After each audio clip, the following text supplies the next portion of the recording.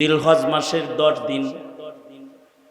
এই 10 দিন হলো সংক্ষিপ্ত মেহনতের মাধ্যমে ইবাদত কইরা, অল্প ইবাদতের মাধ্যমে আল্লাহর জান্নাত ও আখিরাত নিশ্চিত করার একটা মৌসুম। জিলহজ মাসের 10 তারিখ অনেক দাম। জিলহজ মাসের 10টা দিন, 10টা রাত অনেক দাম। এই 10 রাতের কসম সূরাতুল ফজরে আল্লাহ করেছেন, ওয়াল ফজর ওয়ালায়ালিন আশর। 10টা রাত আইতেছে সামনে, জিলহজ মাসের 1 থেকে 10 পর্যন্ত। এই 10টা রাত্রি সম্মানিত রাত্রি, এর কসম সূরাতুল ফজরে আল্লাহ পাক করেছেন। দিনগুলা এমন দামি, একদিন ইবাদত করলে 1 বছর ইবাদতের সমান। সুবহানাল্লাহ। আগামীকাল বললেন কি? 10টা দিনের মূল্য হলো 10টা বছরের মতো, আর 10টা রাতের মূল্য হলো 10টা লাইলাতুল কদরের মতো। হাদিসে আছে 10টা রাত নিশ্চিত 10টা লাইলাতুল কদরের মতো দামি। এই কারণে এই রাতের কসম আল্লাহ কোরআন শরীফে করছেন। এই সম্মানিত সময় যেটা আসতেছে, এই সময়ে অল্প মেহনতে আল্লাহরে খুশি করে ফেলানো। কিছু মানুষ তো মালদার, যারা হজে যায় আল্লাহরে আরাফায় হাজিরা দিয়া খুশি করে ফেলতেছে। যেদিন ফেরত আইব রাজা কায়াউমিন ওয়ালাদাতহু উম্মুহু, কেমন যেন কেবল তার মা তাকে প্রসব করেছে এই রকম গুনাহ মুক্ত হয়ে আইব। আর এই হজ্জ মাবরুরের বদলায় নিশ্চিত জান্নাতের মালিকানা লয়া বাইতেইব। আল হজ্জুল মাবরুর লাইসা লাহুল জাযাউ ইল্লাল জান্নাহ। ওরা একদল ওখানে আছে। আমরাও যেন ওদের মতন একটা ভাব ধরতে পারি। সারা দুনিয়ার মুসলমানরা যেন কাবার মেহমানদের মতো একটা ভাব ধরতে পারে। এজন্য এই 10 দিনে আলাদা কিছু ইবাদত আল্লাহ মুসলমানদেরকে দান করেছে, যে ইবাদতগুলো অন্য মাসের অন্য সময়ে করার কোনো রাস্তা নাই। যেমন 1 তারিখ শুরু হওয়ার আগেই, জিলহজের 1 তারিখ আসার আগেই নবীজি আমল শিখাইছে, তোমরা নাখুন কাইটা লাও, নখ কাটো, মুছ কাটো, গোফ কাটো, চুল ছাটো, ছাটাছাটির যত কাজ আছে সব জিলহজের চাঁদ উদয় হওয়ার আগে সেরে ফেলাও। একেবারে কোরবানির দিন পর্যন্ত আর কোনো কাটাকাটি নাই। হাদিসে আছে কেউ যদি এই 10 দিন এই কাটাকাটি থেকে নিজেকে বিরত রাইখা এ আমলটা যদি 10 দিন কেউ করতে পারে, মহান রব্বুল আলামিন সে যদি গরিব মানুষও হয়, 10 তারিখে কোরবানি নাও যদি সে দিতে পারে, মহান রব্বুল আলামিন এ আমল করার বদলায় তাকে কুরবানি করার সওয়াব আল্লাহ তাআলা দান করবে। কুরবানি দেওয়ার টাকা নাই, সবাই কি আর কুরবানি দেয়? কুরবানির আমল আসতেছে 10, 11, 12, 3 দিন কুরবানি করবে। টাকা পয়সা নাই তো কুরবানি দেওয়ার মতো অর্থ তার নাই। তাহলে তুমি এখন থেকে রেডি হও, এই কাটাকাটি কইরা এই 10 দিন ছাটাছাটি কাটাকাটি মুক্ত জীবন লও। সুন্নাহ, এটার উপরে আমল করো। গরিব তুমি, কিন্তু একদিক দিয়ে কুরবানি অনুষ্ঠিত হবে, আরেক দিক দিয়ে কুরবানি না কইরাও তুমি গরিবের আমল নামায় কুরবানির সব উঠায় দেওয়া হবে। মজার না? টাকা পয়সা নাই তাও কুরবানির সব জমা। মনে মনে ভাবতে পারেন ধনীরা তো কুরবানি দিয়া কুরবানি পাইলো, আবার হেরাও যদি এই কাম করে তাহলে তাদের ডবল কুরবানির সওয়াব হয়ে গেল। আসলে বিষয়টা হলো কুরবানির সওয়াব না, খালি হযরত থানভী বলেছেন আসলে বিষয়টা হলো আল্লাহর প্রিয়দের রং ধারণ করে এই জিলহজ মাসের গুরুত্বপূর্ণ ফরজ ইবাদত যে হাজিরা আদায় করতেছে তাদের সাথে ঘরে বসে বসে নিজের রং কি একটু মিলানোর মেহনত করা। কারণ হাজি যারা হজে গেছে ইহরাম পয়রা, এরা মক্কায় যে আর ইহরামের হালতে কিছু কাটতে পারবো না, চুল কাটতে পারবো না, গোফ কাটতে পারবো না, কুরবানি দিয়া তারপরে মাথা চাষবো, এমনকি সুগন্ধি সাবারও তারা ব্যবহার করে গায়ের ময়লাটা পর্যন্ত দূর করতে পারবে না। এক মুজাহাদার হায়াত, আল্লাহর পাগল আশেকের হায়াত, আশেকের ভাব, প্রেমিকের রং ধরে তারা মক্কায় ঘুরতেছে। ওরা তো মক্কায় যে আল্লাহর প্রেমিকের রং ধরেছে, তুমি ঘরে বৈশা বৈশা ওদের মতো একটু তুমিও পাগলের বেড় ধরে ফেলাও, চুল কাটলা না, গোপ কাটলা না, উঙ্গুলির সারি বড় হয়ে গেছে, এগুলার প্রতি তোমার খেয়াল নেই। তোমার খেয়াল আল্লাহ পাকের পছন্দের রঙের দিকে, তুমিও একটু হাজিদের রঙের সাথে নিজেরে একটু মিলানোর নিয়ত করে আমলটা সেরা হলো।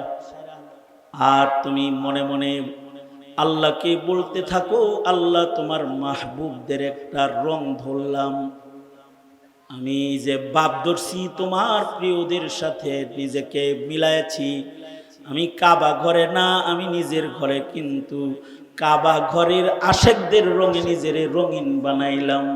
তুমি আমারে রং কবুল করে তোমার আশেকের দপ্তরে আমার নামও তুমি উঠায়া দাও। तेरे महबूब की या रब शबाहत लेके आया हूँ, तेरे महबूब की या रब शबाहत लेके आया हूँ, हकीकत इसको तू कर दे मैं तो सूरत लेके आया हूँ, हकीकत इसको तू कर दी मैं तो सूरत लेके आया हूँ। ওগো আল্লাহ, আমি মক্কায় যাইতে পারি নাই কিন্তু তোমার আশেকদের ভাব ধরছি তো। এই আমলটার ভেতরে এইটা লুকায় আছে। এই আমলটা কারা কারা করবে? শুধু বালেগরা করবে না, নাবালেগদেরকেও করানোর আদত করা। মা বাবা নিজের সন্তানকে জিলহজের চাঁদ ওঠার আগে উঙ্গুলি কাটতে দিবে, ছাটতে দিবে আর বলবে বাবা আমরা হাজিদের রং ধর্ম 10 দিন শিখাইব। এ তালিম তো এখন আমাদের নাই, নিজেদের মধ্যেও নাই, নিজেদের সন্তানদের ভেতরেও নাই। আমি আমার ঘরে আমার বিবিকে বলেছি, আমার বাচ্চা কাচ্চা যেগুলো আছে নাতি নাতনি, এই সবগুলার উঙ্গুলি কাটবা, এই চুল মাথা চাইছে দাও এখন, যেন এই 10 দিনের মধ্যে যেন কোনো কাটাকাটি না করা যায়। কারণ আশেকদের একটু ভাব ধরো না, আশেকদের একটু রং নিজের ভেতরে আনো না। তেরে মাহবুব কি ইয়া রব, তেরে মাহবুব কি ইয়া রব शबाहत लेके आया हूँ, तेरे महबूब की या रब शबाहत लेके आया हूँ, हकीकत इसको तू कर दे मैं तो सूरत लेके आया हूँ, हकीकत इसको तू कर दे मैं तो सूरत लेके आया हूँ। তাইলে একটা আমল হলো জিলহজ আসার আগে নিজেরে আশেকদের ভাব ধরানোর জন্য প্রস্তুত করে ফেলা। আর একটা আমল হলো জিলহজের 1 তারিখ থেকে 9 তারিখ পর্যন্ত এই 9 দিন দিনের বেলায় রোজার আমল করা। নবীজি কিছু রোজা কখনোই ছাড়তেন না, তার মধ্যে একটা রোজা হলো জিলহজের রোজা। এই 9 দিন লাগাতার রোজা। 9 দিন রোজার দাম কত? 9 বছরের সমান। আল্লাহু আকবার বলেন। এক একটা রোজার মূল্য 1 বছরের সমান। 9 দিন লাগাতার রোজা রাখা কঠিন কাজ। আমার গোটা জীবনে এই সুন্নতের আমল শুধু হাসিনার জেলখানায় করার সৌভাগ্য হয়েছে। জেলখানায় লাগাতার 9 রোজা রাখছি একবারে। বলবেন আর রাখলেন না কেন? মাসালা কি বুঝেন নাই আপনি? আসলে আর রাখার মৌকা হয় নাই আমার, কারণ 2 যুগ হয়ে গেছে আমার বাইতুল্লাহ শরীফের হাজিরি কাজা নাই আলহামদুলিল্লাহ। এ কারণে সফরের হালতে যে 9 রোজা রাখবো এই মৌকা আমার হয়ে ওঠে না, কারণ সফর তো কঠিন কাজ। সফরের হালতে নফল সুন্নত রোজা তো দূরের কথা, সফরে থাকলে তো ফরজ রোজাও পরবর্তী সময়ে করার রুখসাত আল্লাহ পাক দান করছে। আমার যেহেতু হজের সফর কাজা নেই, হজের সফরে থাকি, তো সফরের হালতে রোজা রাখার মতো সুযোগ আসে নাই। কিন্তু জেলখানায় তো আর কোনো কাম নাই। হাসিনা তো আটকায় রাখছিল ঘরের ভিতরে, এক রুমের ভিতরে, আর কোনো কাম নাই। যে ওই সময় এই 9 রোজার সুন্নতের আমল আল্লাহ তাআলা করাইছে। আপনারা যারা ঘরে থাকেন, হজরে আছেন, আপনারা যারা সফরে নাই, ঘরে আছেন, তো ঘরের ভিতরে এই আমল করে ফেলান। যাদের কাজ কম তাদের তো বাইরে যাওয়ার দরকার নাই। ছেলে বিদেশ থেকে টাকা পাঠায়, বাইরে বয়ে বয়ে মজার খায়। 9টা রোজা রাখা বলে, এক একটা রোজার বদলায় রব্বুল আলামিন 1 বছর রোজা রাখার সব আপনাকে দান করবেন। মা বোনেরা, আপনাদের স্বামীরা কাজ করে, আপনি ঘরে আছেন, তো 9 রোজার রাখা ফেলান। এক একটা রোজার মূল্য 1 বছর ইবাদত করার সমান। 9 দিনে 9 বছর ইবাদত করার মতো, রোজা রাখার মতো সওয়াব মহান রব্বুল আলামিন বান্দাবান্দিকে দান করে। রোজার মাসে লাইলাতুল কদর খুঁজেছেন, কিন্তু সেটা বেজর রাত্রে খুঁজে বেড়াইছেন। আর রাসূল এখানে নিশ্চিত করে বলে যে জিলহজের এই 10 রাত, যেটা এই 10 রাত লাইলাতুল কদরের মতো। আল্লাহু আকবার কাবীর, লাইলাতুল কদরের মতো। এই কারণে সাহাবায়ে কেরাম এই 10 দিন বেশি বেশি ইবাদত বন্দেগী করতেন। সালাফ খালাফ বুজুর্গরা এই 10 দিনকে ইবাদতের জন্য অক্ষ করেন। আর আমগোর অবস্থা উল্টা, গরু কিনতে যায় নামাজ বাদ দিয়া হাটে ঘুরে। কুরবানির ঈদের গরু কিনতে গেছে, কি এক কাম করতে গেছে, এক কাম করতে যায় ফরজ নামাজ পর্যন্ত কাজা করেছে। সুন্নত আমল করতে যায় ফরজ ছাড়ছে। ইবাদত বন্দেগী যেটা গুরুত্বপূর্ণ সেটা ছাইরা দিছে। কিন্তু সাহাবীদের আমল হলো এই 10 দিন নবীর তালিম মতো সাহাবায়ে কেরাম ইবাদত করতেন। 9 দিন পারলে রোজা রেখে লাইবেন। যদি 9 দিন না পারেন তাইলে আরাফার দিনের রোজা, অর্থাৎ 9 তারিখের রোজাটা, এইটা রাখবেন। এটা রাখলে আল্লাহ তাআলা 2 বছরের গুনাহ মাফ করে দিবেন। 2 বছরের ইবাদতের সব জমা হয়ে যাবে।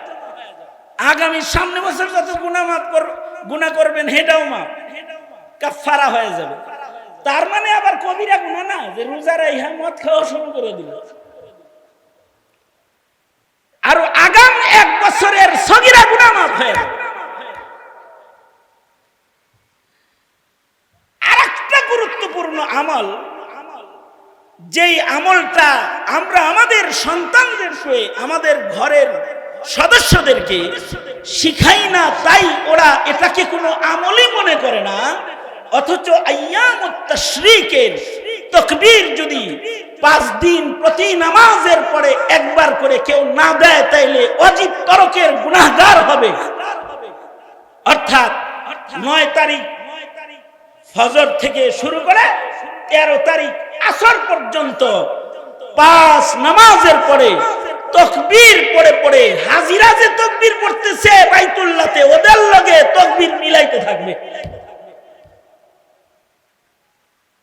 হাজিরা হজ করতেছে, আল্লাহর নাম জোরে জোরে বলতেছে, আল হাজ্জু ইয়ানি রাফউস সাউতি বিতালবিয়াহ, আল্লাহর নাম লয়ে হাজিরা জোরে জোরে চিল্লাইতেছে লাব্বাইক আল্লাহুম্মা লাব্বাইক লাব্বাইক লা শারীকা লাক লাব্বাইক ইন্নাল হামদা ওয়ান নি'মাতা লাক ওয়াল মুলক লা শারীকা লাক।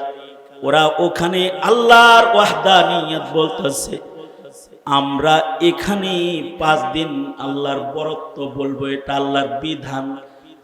বালেগ পুরুষ যারা তারা চিৎকার করে করে জোরে করে আওয়াজ দিয়ে তারা আইয়ামুত তাশরিকের তাকবীর পড়বে, আর বালেগা মহিলা যারা তারাও তাকবীর পড়বে, কিন্তু ছোট আওয়াজে পড়বে। শুধুই মাত্র 5 বেলার নামাজের পরে তাকবীর সাহে নাই। এই আইয়ামুত তাশরিকের এই 5 দিন মদিনা মক্কার বাজারে গেলে অন্য আওয়াজ পাওয়া যাইতো না, আওয়াজ পাওয়া যাইতো আল্লাহু আকবার আল্লাহু আকবার লা ইলাহা ইল্লাল্লাহ আল্লাহু আকবার আল্লাহু আকবার ওয়ালিল্লাহিল হামদ। এই তাকবীরের আওয়াজ বাজারে গেলেও সাহাবীদের কণ্ঠে উচ্চারিত হতে দেখা যেত। অর্থাৎ মুসলিম সমাজে, মুসলমানের রাস্তায়, মুসলমানের বাজারে আইয়ামুত তাশরিকের তাকবীরের আওয়াজ ঘোরাফেরা করত। আমাদের সমাজে তাকবীরের আওয়াজ নাই, নাস্তিকের আওয়াজ ঘোরাফেরা করে। বরঞ্চ আযানের তাকবীরকেও বন্ধ করার জন্য একদল নাস্তিক আযানের ধ্বনিকে বেশ্যার ধ্বনি বলেও তুলনা করেছে। নাউযুবিল্লাহ। অথচ যদি কেউ আল্লাহর বরত্ব বেশি বলে, অর্থাৎ আল্লাহু আকবার এটা যদি কেউ বেশি বলে, হাকিমুল উম্মাত থানবী বলেছেন, যারা আল্লাহু আকবার জবানে বেশি বলে এরা মুওয়াহহিদ আলিশান দরজার তাওহীদবাদী হয়। এরা এদের গর্দান দুনিয়ার কারোর কাছে কখনো নত করে না। দেখেন না ফিলিস্তিনিরা, ওরা ইসরায়েলের কাছে মাথা নত করে না, মরে কিন্তু ওদের গর্দান নত হয় না, কারণ ওরা তাকবীর ওয়ালা। আল্লাহু আকবার জোরে করে বলেন। আর তো আমরা হলো মার খাওয়ালা, আর ওরা হলো তাকবীর ওয়ালা। মুসলমান মুমিন হবে তাকবীর ওয়ালা। জোরে তাকবীর উচ্চারণ করার ক্ষমতাও নাই, শিক্ষাও নাই। এমনকি আইয়ামুত তাশরিকের তাকবীরের পরীক্ষা যদি নেন, আপনারা যেহেতু উজানির ওলি বুজুর্গদের মেহনতের জমিনের সন্তান, আপনাদের হিসাবটা ভিন্ন, কিন্তু বাংলাদেশে সব জায়গায় একুরেট পরীক্ষা নিলে আইয়ামুত তাশরিকের তাকবীর বলতে পারে। আমার তো মনে হয় এমন মুসলমান শুদ্ধ করে তাকবীর দিতে পারে, এই 20% বের করা কঠিন হয়ে যাবে। শুধু নামাজি ছাড়া, বেনামাজি তো কলমাই জানে না। কি কি কি ঠিক আস্তে করে কোন ঠিক, কি জোরে আওয়াজ করে বলেন, আরো জোরে করে বলেন। আমি জানি না যুব সমাজ তোমরা যারা আছো তোমাদেরও তাকবীর ঠিকঠাক মতো হয় কি হয় না, তা আমি তোমাদের শরম দিতে চাই না, তবে ওয়াদা করাইতে চাই, ভালো করে আইয়ামুত তাশরিকের তাকবীর পড়বা, এক ওয়াক্ত যেন তাকবীর কাজা না হয়, ইনশাআল্লাহ। বলো জোরে করে। তাহলে আমার সাথে তাকবীরটা বলো, আল্লাহু আকবার আল্লাহু আকবার। আরো আস্তে করে কও, আরো আস্তে করে কও, জোরে করে বলেন যাতে পাশের লোকের তাকবীর ঠিক হয়। জোরে আওয়াজ করে বলেন, আল্লাহু আকবার আল্লাহু আকবার লা ইলাহা ইল্লাল্লাহ আল্লাহু আকবার আল্লাহু আকবার ওয়ালিল্লাহিল হামদ। হামদ।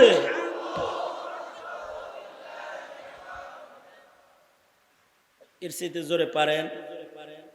এর চাইতে জোরে পারেন না? হ্যাঁ, তাহলে এর চাইতে জোরে করে সুন্দর করে পড়েন। আপনার পড়ার কারণে ছোট বাচ্চা যারা আপনার ডানে বামে বসে আছে ওদের তাকবীর সহি হবে। জোরে আওয়াজ করে বলেন আল্লাহু আকবার, আল্লাহু আকবার, লা ইলাহা ইল্লাল্লাহ, আল্লাহু আকবার, লা ইলাহা ইল্লাল্লাহ, আল্লাহু আকবার।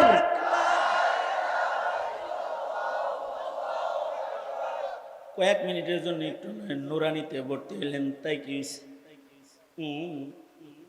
ঠিক না? কয়েক মিনিটের জন্য একটু নুরানিতে ভর্তি হয়ে যান। জোরে আওয়াজ করে চিৎকার করে বলেন লা ইলাহা ইল্লাল্লাহ, আল্লাহু আকবার,